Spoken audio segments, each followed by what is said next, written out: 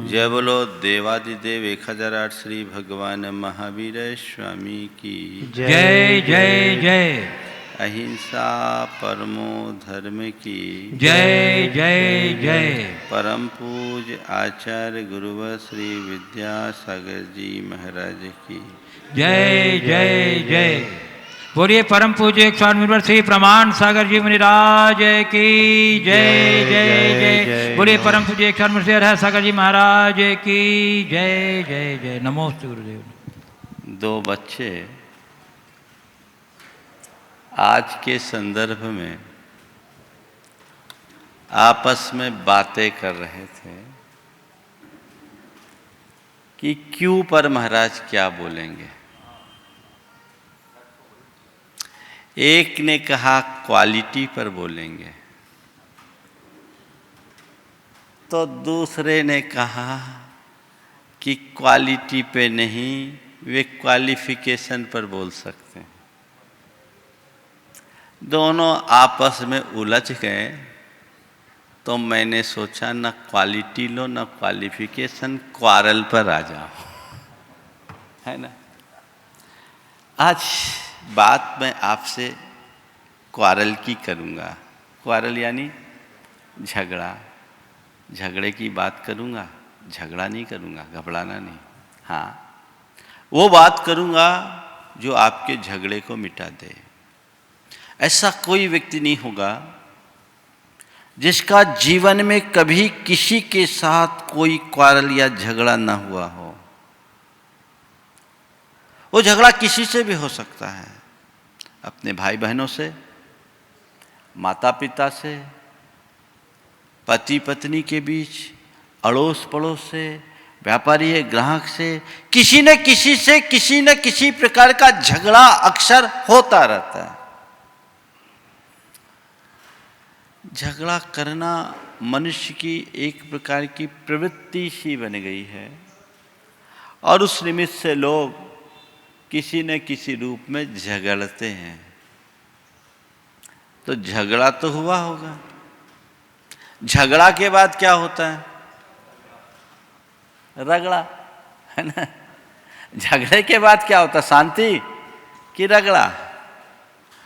आज आप थोड़ा देखें कि आखिर में ये झगड़ा खड़ा क्यों होता है, लोग आपस में क्यों झगड़ते हैं।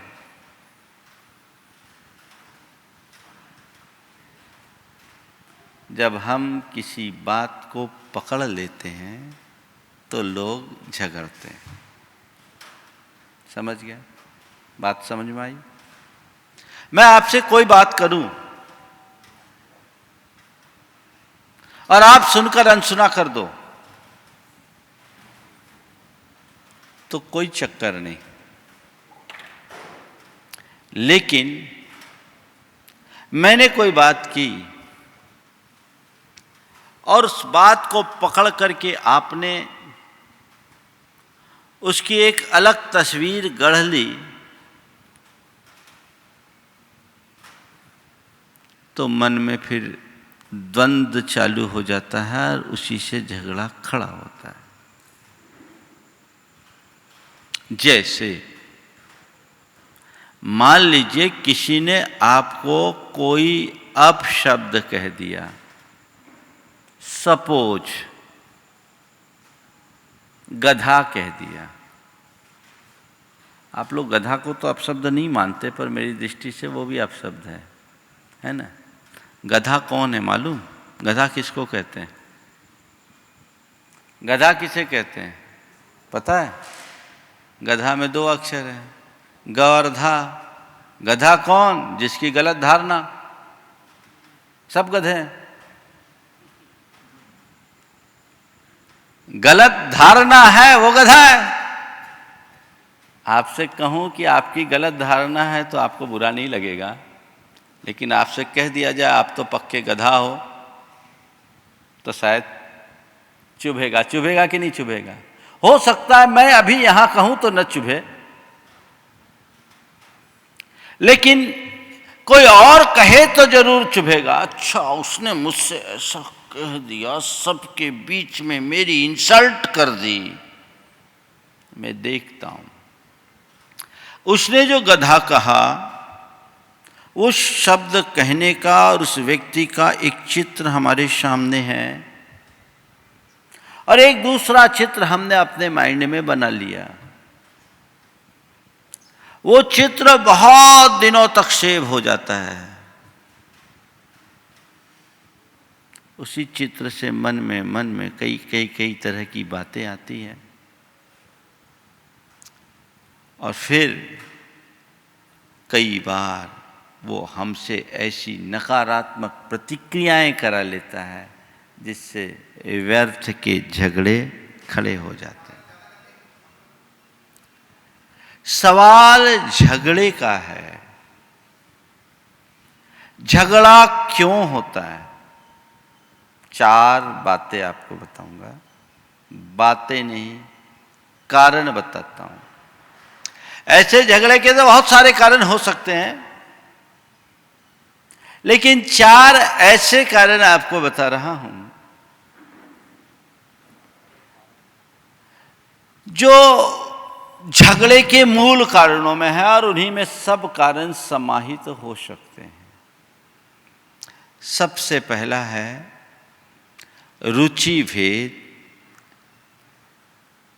या चिंतन भेद। मेरी रुचि कुछ और, आपकी रुचि कुछ और। मैं अपने रुचि से जीना चाहता हूं, आप अपने रुचि से जीना चाहते हैं। इतने में कोई दिक्कत नहीं। लेकिन मैं अपनी रुचि से आपको चलाना चाहूं और आप अपनी रुचि से मुझे चलाना चाहो, तो क्या होगा? घर परिवार से लेकर समस्त व्यवहार में आप अगर झांक कर देखोगे तो यही पाओगे कि रुचि भेद झगड़े की एक बड़ी वजह है। मान लीजिए सासू पुरानी विचारधारा की है और बहू आज की पढ़ी लिखी आधुनिकता से भरी हुई है।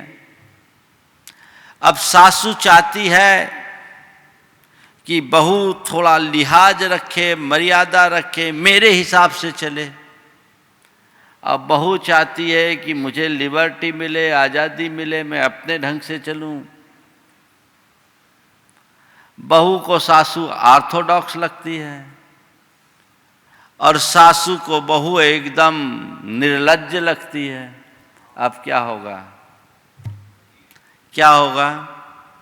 दोनों का परस्पर में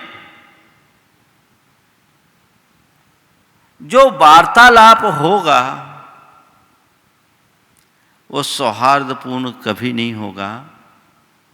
बात बात में दोनों के मध्य विवाद छिड़ेगा। छिड़ेगा क्या? छिड़ता ही है।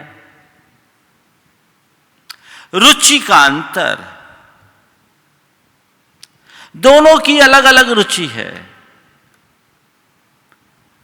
पति और पत्नी है, मान लो पत्नी धार्मिक है, पति अधर्मी धार्मिक नहीं है। इसी में बड़े झगड़े हो जाते हैं। पति कम धार्मिक, पत्नी धार्मिक, या पति धार्मिक, पत्नी अधार्मिक। अब दोनों में आपस में खींचातानी। पति चाहता है पत्नी मेरे हिसाब से चले, मुझे कोऑपरेट करे, और पत्नी चाहती है कि वो मुझे कोऑपरेट करे। लड़ाई, ज्यादातर लड़ाई के किस्से तो आपने सुने होंगे। रुचि भेद से लड़ाई रोज होती है। पर मैं आज आपको एक ऐसे दंपति की बात करना चाहता हूं, दोनों प्रोफेसर, पत्नी विशुद्ध धार्मिक। हमारा प्रवास था, नियमित मंदिर आना, पूजा पाठ करना, धार्मिक और सामाजिक कार्यों में पूरी रुचि रखना। पर मैंने उनके पति को कभी नहीं देखा, पति को कभी नहीं देखा। मालूम तो था कि वो भी प्रोफेसर है। मैंने एक दिन उनकी धर्मपत्नी से पूछा, क्या आपके पति नहीं आते? बोले आते हैं महाराज, रोज आते। बोले यहाँ तो नहीं दिखते। बोले वो ही मुझे छोड़ते हैं, दरवाजे पर छोड़ कर के वो आते महाराज, अंदर नहीं आते वो। बोले क्यों? बोले महाराज उनका इंटरेस्ट नहीं है, इंटरेस्ट नहीं है। बोले फिर आपको जो बोलते नहीं? बोले महाराज क्यों बोलूं, पढ़े लिखे इंसान है, मैच्योर्ड व्यक्ति है, मैं उनको क्या बोलूंगी? मैं तो यही मानती हूँ कि मुझे कुछ नहीं रोकते, यही बहुत बड़ी बात है। और उसने एक बात कही, महाराज वो मुझे रोज़ यहाँ छोड़ते हैं, जितनी देर में मैं पूजा करती हूँ उतनी देर में वो चाय पीने कहीं जाते हैं, और पूजा पाठ मेरा पूरा हो जाए तो वो टाइम पर आते हैं और वो वही मुझे लेकर जाते हैं। मैंने कहा आप कभी बोलते नहीं कि यहाँ तक आ गए हो महाराज, आए हैं, कभी अंदर तो चलो एक बार? बोले नहीं महाराज, हम लोगों ने तय कर लिया है, पर्सनल लाइफ में हम लोग कोई इंटरफेयर नहीं करेंगे, तुम्हारी जो रुचि तुम करो, हमारी रुचि वो हम करें। कितना बढ़िया एडजस्टमेंट है। नहीं जी तुम्हें तो चलना ही पड़ेगा, बड़ा गड़बड़ हो जाता है। व्यक्ति की सामने वाली की रुचि को पहचानना चाहिए और सबको अपनी अपनी रुचि से जीने की आजादी मिलनी चाहिए। हाँ, ऐसी रुचि जिसमें मर्यादाओं का हनन होता है, उसके लिए व्यक्ति को सावधान करना जरूरी है, पर उसके पीछे झगड़ा करना कतई उचित नहीं। एक किस्सा मेरे सामने ऐसा आया, आप सब सुनकर हंसेंगे। पत्नी धार्मिक थी, पति धर्मी नहीं था, लेकिन वो हमेशा पत्नी के किसी कार्य में कोई रोक टोक नहीं किया।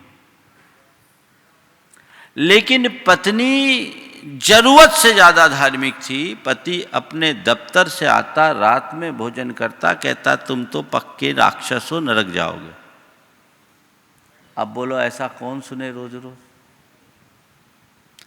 आप रात में खाते हो, राक्षस हो, नरक जाओगे, रात में तो निशाचर खाते हैं, आप कैसे हो? हम तो बहुत दुख होता, आपको खाना भी परस रही है, खाना परसते दुख होता है, आप तो अधर्मी हैं, आपको अपनी आत्मा की बिल्कुल चिंता नहीं। रोज रोज सुन सुन करके दोनों के मध्य ऐसी तकरार हुई कि पति ने पत्नी को उसके मायके जाने के बाद तय कर लिया कि अब मैं बुलाऊंगा ही नहीं, मुझे इसके साथ रहना ही नहीं है, मुझे इसके साथ अब रहना ही नहीं है, कोई मतलब नहीं है। अब ये भी एक सोच। लड़की का भाई मेरे पास आया, बोला महाराज बहन की स्थिति ऐसी हो गई और हमें महाराज जी, जीजा जी बहुत अच्छे हैं, इंजीनियर पेशे से, पर मुझे गलती मेरी बहन में दिखती है। ये घटना 1998 की बता रहा हूँ। गलती मेरी बहन में दिखती है। मैंने कहा ठीक है, लेके आ एक बार बहन को, फिर मैं समझाने की कोशिश करता हूँ। बहन को समझाया। बोले महाराज क्या बताएं, बिल्कुल घर में संस्कार ही नहीं है, बड़े कुलच्छी हैं, एकदम रात में खाते हैं महाराज, न कोई विवेक न विचार। महाराज जी हम तो बड़े धार्मिक माहौल में रहे, हमें तो लगता है हम बहुत गलत जगह चले गए। तो हमने मजाक किया, गलत जगह चले गए तो बदलना है क्या? नहीं नहीं महाराज अब तो रहना वही है। रहना है तो इतने गलत क्यों बोल रही हो? गलत जगह गई या नहीं गई ये बात की बात है, पर तुम जो कुछ भी बोल रही हो मेरी नज़र में वो पूरी तरह गलत है। ये बताओ, तुम्हारा पति रात में खाता है, तुम्हारा पति तुम्हारे कहे अनुसार धर्म नहीं करता, मान लिया तुम्हें कभी रोका टोका नहीं? महाराज न तो उनने रोका, उनमें इतनी हिम्मत भी नहीं है, और मैं रुकने वाली भी नहीं, झांसी की रानी थी, ना तो इतनी हिम्मत है ना मैं रुकने वाली हूं। हम बोले फिर जब वह तुम्हें तुम्हारे तरीके से जीने की आजादी दे रहा है, तो तुम भी उसको उसके तरीके से जीने की आजादी दो ना। आज से बोलना बंद करो, उसकी जैसी रुचि वो करो। हाँ, वो अपनी रुचि तुम पर थोपे तो तुम विनम्रता से इनकार कर सकते हो। तुम्हारी रुचि भी उसमें नहीं थोपी जानी चाहिए। समझाया, कॉम्प्रोमाइज हुआ, आज जिंदगी खुशहाल है। थोड़ा ये रुचि भेद तो होगी ही होगी। मुंडे मुंडे मतिर भिन्ना। आज मेरी जो सोच है वो आपकी सोच नहीं हो सकती, महाराज जी की नहीं हो सकती। महाराज जी की अपनी सोच है, मेरी अपनी सोच है। मैं चाहूं कि जैसी मेरी सोच है वैसी महाराज जी करें, या महाराज जी जैसा चाहे कि जैसी सोच मेरी वैसी महाराज जी करे, तो दोनों महाराज जी नहीं रहेंगे। रहेंगे भी तो एक दूसरे से राजी नहीं रह पाएंगे, नाराजी हो जाएगी। यही बात समझनी चाहिए। अगर रुचि भिन्न है, चिंतन भिन्न है, तो उसे समझते हुए चिंतन के या रुचियों के टकराव को टालना चाहिए। कई बार तो आप लोगों के यहाँ छोटी छोटी बातों पर बड़ा बड़ा बवाल खड़ा हो जाता। आज मैंने ये सब्जी चाहिए थी, तुमने ये सब्जी क्यों बनाई? होता है कि नहीं होता? हमने तुमसे कहा था, वो क्यों नहीं बनाया? होता है। छोटी सी बात, बड़ा बवाल। जड़ है रुचियों को थोपने की प्रवृत्ति। मैं ये चाहूं या संसार में कोई भी चाहे कि सबकी रुचि समान हो, असंभव। रुचियां सबकी अपनी अपनी निजी होती है। वे लोग बड़े भाग्यशाली हैं जिनके परिवार में सब एक सी रुचि रखने वाले होते हैं। बड़े भाग्यशाली, जिनका प्रबल पुण्य होता है, उनमें सबकी रुचि एक सी होती है। लेकिन यदि ऐसा नहीं है तो हमें चाहिए कि हम उनके मध्य सामंजस्य बना करके जिए। दूसरा कारण, अहम, ईगो, सब झगड़े की जड़। मैं क्या? मैं छोटी छोटी बातों को पकड़ लेते हैं। मुझसे क्यों नहीं पूछा? मुझे क्यों नहीं बताया? होता है। घर परिवार में तो ये और ज्यादा होता है। यदि बड़े बुजुर्ग की बात को किसी ने नकार दिया तो फिर देखो क्या हाल होता है, उलझ जाते हैं। वहां अहम गौण होना चाहिए, आत्मीयता को प्रमुखता देनी चाहिए। और देखो अहंकार कैसा होता है। एक घर में एक भिखारी आया, बहू ने देखा, भिखारी से मना कर दिया, यहां कुछ नहीं है। घर में भिखारी भीख मांगने के लिए आया, बहू ने उसे लौटा दिया, यहां कुछ नहीं है। पीछे काम भिखारी लौट गया। पीछे सास की नजर पड़ी, सास दरवाजे तक आई, भिखारी को आवाज दिया। भिखारी को आवाज दिया। भिखारी सोचा चलो सासू का हृदय पिघलेगा, कुछ तो देगी। बोला 3 दिन का भूखा, कुछ तो दे दो। बोले यहाँ कुछ नहीं है, आगे जाओ। यहाँ कुछ नहीं है, आगे जाओ। माँ जी मैं तो चला ही गया था, आपने क्यों बुलाया? बोले ये घर मेरा है, मालकिन मैं हूँ, मना भी करूंगी तो मैं करूंगी, बहू कौन होती मना करने वाली? मना करूंगी तो मैं करूंगी। ये ईगो बहुत खतरनाक है, झगड़े का कारण। तीसरा कारण है आग्रह।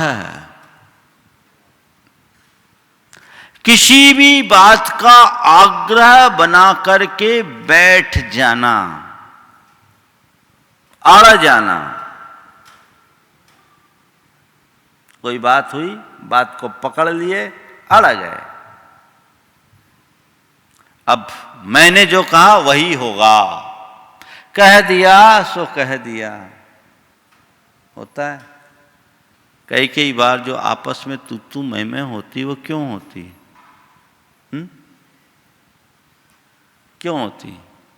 आग्रह के कारण। एक दूसरे पर अपनी बातें थोपते हैं और उसमें अड़ जाते हैं, अडामेंट हो जाते हैं। संत कहते हैं जीवन का रस लेना है तो अडामेंट मत रहो, एडजस्टमेंट का नेचर बनाओ।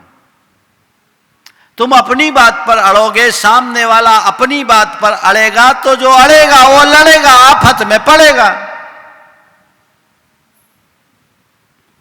अड़ना क्यों?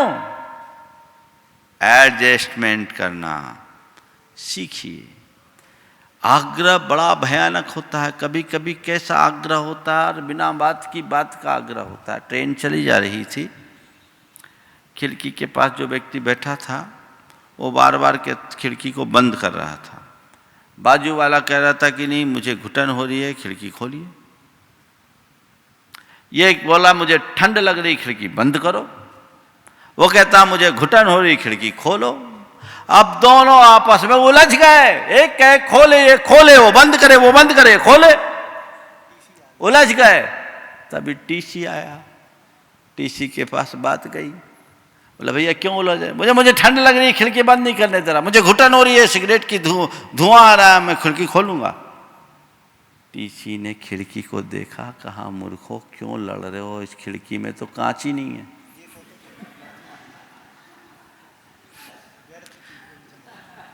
जिस खिड़की में कांच नहीं है उस खिड़की के पीछे झगड़ रहे हो। कैसा आग्रह है?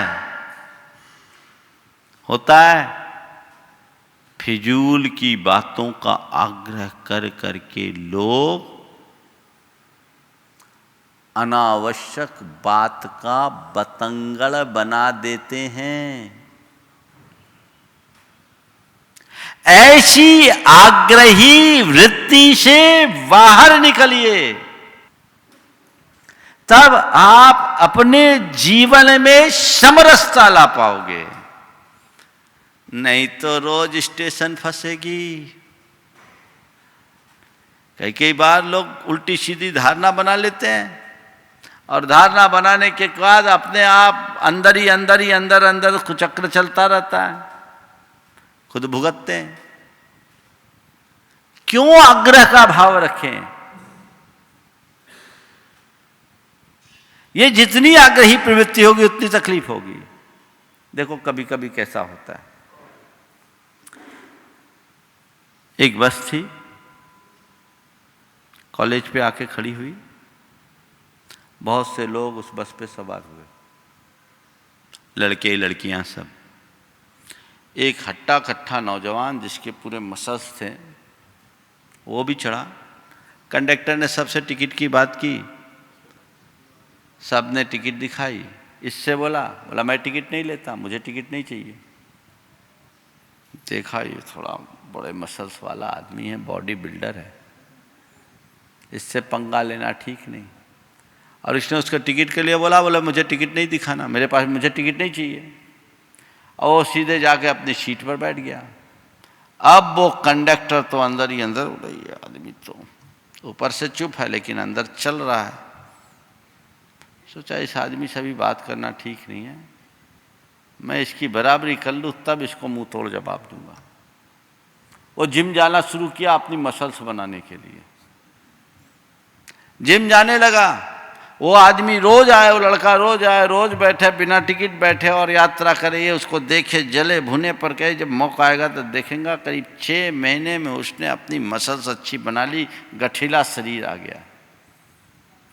और अगले ही दिन जब वो लड़का ऊपर चढ़ने को हुआ, आप ऊपर नहीं चढ़ सकते? बोले क्यों नहीं चढ़ सकते, मैं तो रोज चढ़ता हूँ। बोले नहीं टिकट दीजिए। बोले टिकट नहीं है, मैं टिकट क्यों दूंगा, मैं बिना टिकट के चढ़ूंगा। बोले आप नहीं चढ़ सकते।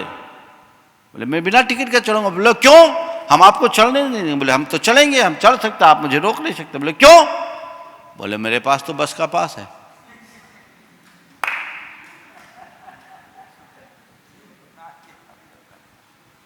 मेरे पास बस का पास है, 6 महीना उसके पीछे जिम जाता रहा हूं। पहले से ही अगर सोच लिया होता तो ये झंझट क्यों होती। आग्रह बड़ा खतरनाक है। मनुष्य को रुख अपना लचीला अपनाना चाहिए। अपनी बात को विनम्रता पूर्वक रखो, पर उसकी जिद मत करो। नहीं, जो मैं चाहूं वही होना है, वही होके रहेगा। तो वही कहानी होगी कि हम बेटे को डॉक्टर बनाएंगे तो एक कहेगी इंजीनियर बनाएंगे, दो का तलाक हो जाएगा। वो बेटे के पीछे जो पैदा नहीं हुआ है ना। चौथा कारण स्वार्थ। स्वार्थ, झगड़े के पीछे जहां स्वार्थ आता है वहां झगड़ा होता है। स्वार्थ से की जड़ है ईर्ष्या, विद्वेष, घृणा। ये सब चीजें पनपती हैं, स्वार्थ बढ़ता है, लोग एक दूसरे से लड़ बैठते हैं। हम पूरे इतिहास को पलट करके देखें तो यही बातें हमें दिखाई पड़ेगी, है ना। रुचि भेद या चिंतन भेद, अहम, आग्रह और स्वार्थ। बच्चे कैसे, मुझे पूरी बात करनी है, तो बचने के 4 उपाय बता रहा हूं। नंबर 1, समग्रता का चिंतन। समग्रता का चिंतन, स्वस्थ चिंतन। अब देखिए, आप अपने दफ्तर से घर आए, आपकी मां ने आपकी धर्मपत्नी की शिकायतें की। आपने मां की बात सुनी और सीधे जाकर अपनी धर्मपत्नी पर फायर हो गए। क्या हुआ? अनावश्यक झगड़ा। मां ने कहा, उसने अपना फ्रस्ट्रेशन निकाला, आपने उनकी बात सुनी और पत्नी से बिना कुछ पूछे समझे, सिचुएशन को जाने बिना आपने अपनी बात गलत तरीके से प्रस्तुत कर दी। आपने उन पर 4 आरोप लगा दिए। बोलो, झगड़ा खड़ा होगा कि मिटेगा? तो क्या करना चाहिए? अगर इसकी जगह माँ की बात शांति से सुन करके, ठीक है मैं बात करता हूँ, पर धीरे से जाओ, कमरे में बैठो, खुद को कूल करो, सामने वाले को कूल करो, फिर धीरे से पूछो क्या बात है, आज क्या हुआ, मम्मी से कोई बातचीत हो गई क्या? और फिर बात सुन करके तटस्थ भाव से समझ करके सामने वाले की गलती को समझते हुए उसे उसका एहसास कराएं और प्यार से उसकी पुनरावृत्ति न करने का सुझाव दें, तो परिणाम अच्छा आएगा कि जैसा अभी तक आप लोग करते आ रहे हैं उसका परिणाम अच्छा है। क्या हुआ? हाँ, कौन सा रास्ता अपनाते हो, पहले वाला या बाद वाला? महाराज इतना पेशेंस कहाँ। कुछ लोगों की तो जो है ना AK-47 एकदम लोडेड ही रहती है, आया नहीं और फायर। दूसरी ओर उल्टा भी हो सकता है, आप आए, आपकी पत्नी ने आपकी मां के विषय में कुछ बोला, आप सीधे जाकर मां पर चढ़ बैठे। घर परिवार में रोज तो यही होता है ना, सास बहू में, ननद भरजाई में, पति पत्नी में, पिता पुत्र में, घर के बड़े बुजुर्गों को आज जो जैसा व्यवहार मिलना चाहिए वो नहीं मिलता। अगर स्वस्थ चिंतन होगा तो ये झगड़ा कभी नहीं होगा। सास को बहू की भावनाओं की कद्र करनी चाहिए, बहू को समझने का प्रयास करना चाहिए। तो बहू को चाहिए कि सास को पूरा बहुमान दे, विनय करे, सम्मान दे, माँ जैसी दृष्टि से देखे, झगड़े खत्म। ये आपस के जितने भी चीजें हैं, ये इसी अस्वस्थ या असमग्र चिंतन का परिणाम है। लोग एक दूसरे के उकसावे में आकर के अपनी प्रतिक्रियाएं देते हैं और झगड़ा खड़ा कर देते हैं। समग्र चिंतन, पूरे ठंडे, आप लोग बोलते हैं ना, ठंडे दिमाग से सोचकर प्रतिक्रिया करो। उतना धैर्य कहां, तो फिर भुगतो, हम क्या करें। एक दृष्टिकोण बनाएं, मुझे आगे पीछे की स्थितियों को समझ करके ही अपनी राय जाहिर करनी चाहिए। तो कभी उल्टे परिणाम नहीं होंगे। अगर झगड़ा खड़ा होने की नौबत भी आ जाए तो आप अपनी कुशलता से उसे मिटाने में समर्थ हो जाओगे। वो दृष्टिकोण अपने भीतर विकसित करने की आवश्यकता और अपेक्षा है। समझ गए? तो पहली बात, समग्रता का चिंतन या स्वस्थ चिंतन रखे, तटस्थ भाव से सबका मूल्यांकन करे। लेकिन एक बात ध्यान रखना, घर परिवार को जज बन करके नहीं चला सकते।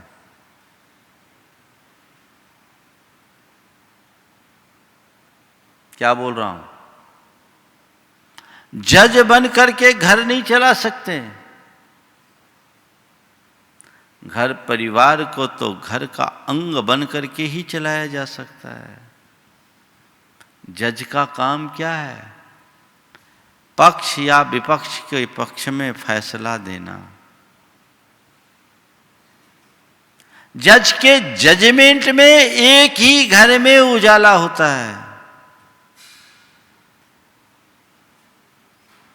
है ना? एक जीतेगा तो दूसरा हारेगा।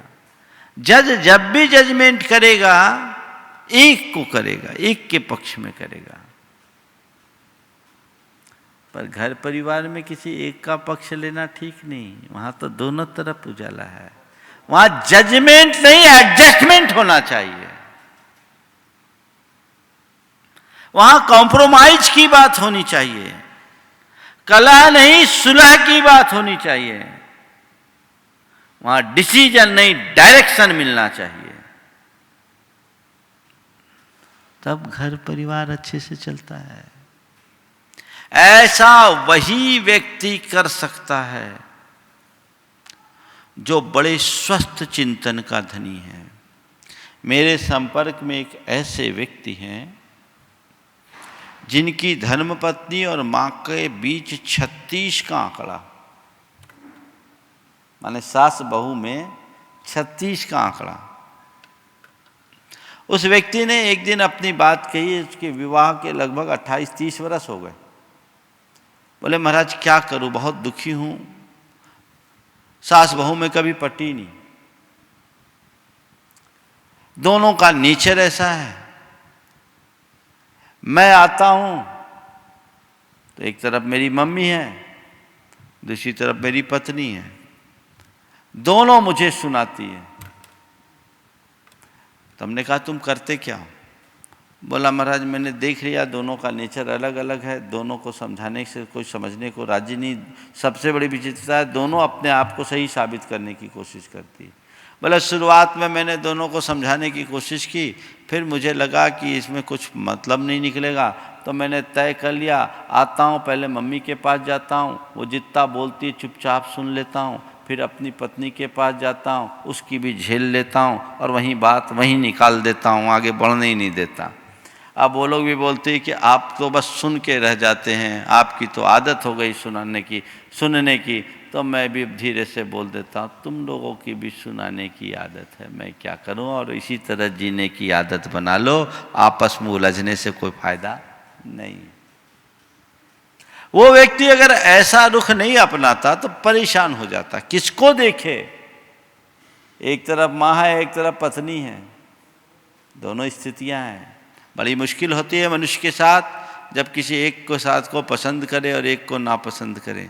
ध्यान रखना, जीवन में सच्चा आनंद किसी को पसंद और नापसंद करने से नहीं है, पसंद और नापसंदगी से ऊपर उठ जाने से है।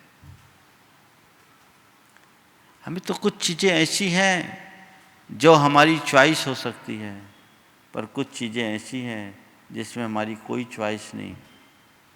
चॉइस चलेगी नहीं पर लाइक हमें करना होगा। आपने अपनी पत्नी को पसंद किया होगा, प्रायः सब पत्नी को पसंद करके ही लाते हैं, है ना। पत्नी पसंद करके लाए जा सकते हैं, लेकिन माँ बाप भाई बहन पसंद के नहीं लाए जाते। वो तो जो हैं उन्हीं को पसंद करना पड़ता है। वहाँ कोई लाइकिंग है क्या? कोई एप्लीकेशन लगाया था हमें ये पत्नी में ये माँ बाप मिले, हमारे भाई बहन ये हो, ये कोई एप्लीकेशन थी क्या? क्या हुआ? यहाँ कोई चॉइस नहीं, पर उसके बाद भी स्वीकार है ना। पत्नी भले तुम पसंद करके लाए, लेकिन अब ये मुझे पसंद ये मुझे नापसंद, इससे ऊपर उठो। और ये स्वस्थ चिंतन के परिणाम स्वरूप ही संभव है। दूसरी बात, सकारात्मक सोच रखे। हर समस्या का समाधान। झगड़ा खड़ा होगा ही नहीं, क्यों झगड़े।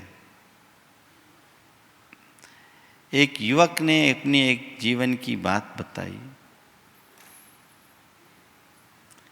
शक्कर की दुकान थी, किराने की दुकान। एक ग्राहक आया, पीली शक्कर उसको वापस कर रहा था। नौकर से शक्कर मंगाया था, नौकर ने बोला इस दुकान से शक्कर लाए। 5 किलो शक्कर था। दुकान के नौकरों ने देखा, बोला हमारे यहाँ पीली शक्कर है नहीं, हमारे यहाँ का माल ही नहीं, हम वापस क्यों लें।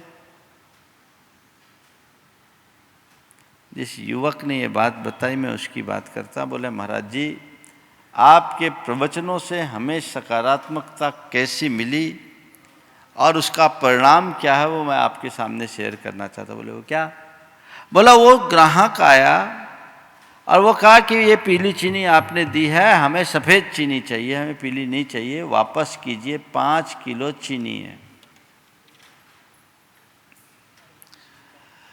उसने जब नौकर ने मना किया कि हमारे यहाँ पीली चीनी नहीं है, और वो झगड़ रहा है कि आपके यहाँ से ये पीली चीनी गई। बोले मेरे नज़र गई, मैंने देखा ये आदमी हर महीने 15-20 हज़ार रुपया का सामान लेता है। उस समय 40 रुपये किलो चीनी थी। बोले 200 रुपये के पीछे इसको नाराज़ करना ठीक नहीं है। मैंने कहा ठीक है भाई, आप एक काम करिए, वो शक्कर रख दीजिए, हमसे सफ़ेद चीनी ले जाइए। महाराज वो भी बहुत खुश हो गया और वो हमारा मुरीद हो गया। अब न जाने कितने ग्राहक और लेकर के आता है। कहता बहुत अच्छा आदमी। क्या सोच। सवाल 200 रुपये का नहीं था, सवाल सोच का था। अमूमन आप ऐसा नहीं करोगे, है हमारे यहाँ का माल ही नहीं है जी, हम कैसे ले वापस। वो कहेगा आपके यहाँ से, हम कैसे माने, उलझ जाओ। सकारात्मक सोच वाला व्यक्ति गलती ना होने पर भी गलती स्वीकार करता है, और नकारात्मक सोच वाला व्यक्ति गलती होने पर भी उससे स्वीकार नहीं करता, सामने वाले पर आरोप लगाता है। अंतर ये है। और ज्यादा बड़ा, मेरी कोई गलती नहीं है, फिर भी तुम कह रहे तो मान ले रहे। अरे ये क्यों? मन को साफ करो, ग्रंथि खोल दो, जीवन धन्य होगा। तीसरी बात, विनोद प्रिय बनो। सामने वाला झगड़ा करे तुम उसे लाइटली ले लो, मजाक में ले लो, झगड़ा खत्म। कई बार कोई गुस्सा है और गुस्से में कुछ बोल भी दिया और आपने उसको लाइटली ले लिया, मजाक में लेके मुस्कुरा दिया, तो उसका भी पारा ठंडा हो जाता है, झगड़ा वहीं खत्म हो जाता है। पति पत्नी में किसी बात को लेकर के ठन गई, पत्नी ने कहा मैं तो मायके चली, मैं मायके चली।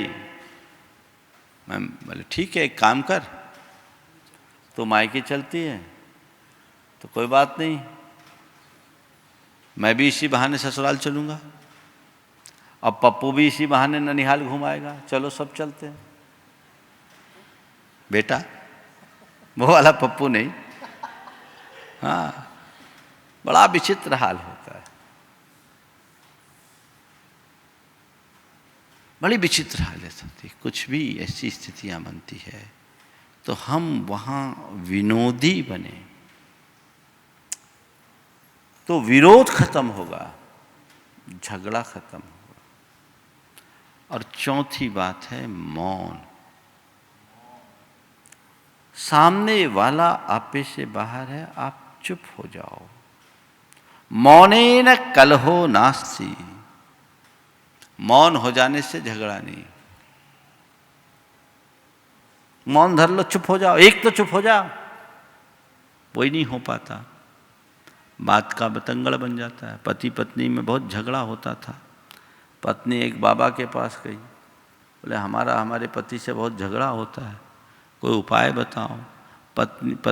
बाबा ने उसे एक ताबीज़ दिया, बोले जब भी तेरा पति झगड़ा करे तो इस ताबीज़ को मुंह में दबा लेना, दांतों के बीच ताबीज़ दबा लेना, दबा के रखना, देखना पति कुछ नहीं कर पाएगा। कुछ दिन बाद पत्नी बाबा के पास आई, बोले बाबा कमाल हो गया, बाबा कमाल हो गया, ताबीज रखते ही झगड़ा खत्म हो गया। पत्नी ने, बाबा ने कहा सुनो, कमाल ताबीज का नहीं, कमाल मुंह बंद रखने का है। कमाल मुंह बंद रखने का है। मुंह बंद रखोगे मामला निपट जाएगा। तो वो दृष्टि अपने अंदर हो तो कोई क्वारल ना हो, फिर कोई क्वेरी भी नहीं रहे, जीवन एकदम क्वाइट हो जाए, शांत आनंदमय हो, फिर कोई क्वेश्चन भी नहीं रहे, आनंद में जिए और अपने आप को आगे बढ़ाने की कोशिश करें। इसलिए मंगल भावना की 4 पंक्तियों के माध्यम से मैं विराम दूंगा।